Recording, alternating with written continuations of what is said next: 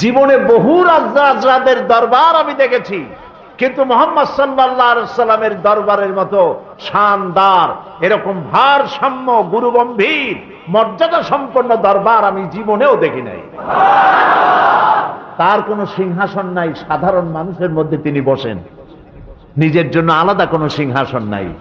এবং প্রত্যেকটি মানুষ তার দিকে তাকায় থাকে, চোখে পলক দেয় না, কারণ চোখে পলক দিলে ওই সময়টুকুন এই সুন্দর চেহারা থেকে বঞ্চিত হয়ে যাব।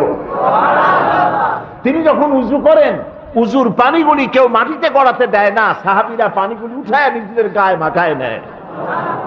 আমি এমন দরবার জীবনে কোথাও দেখি নাই।